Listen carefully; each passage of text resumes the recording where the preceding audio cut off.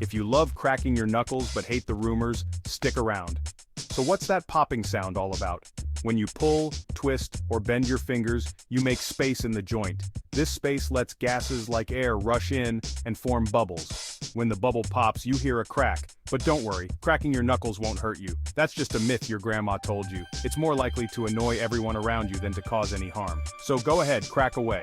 But hey, maybe try not to do it during a serious meeting, okay? Stay curious, stay cracking.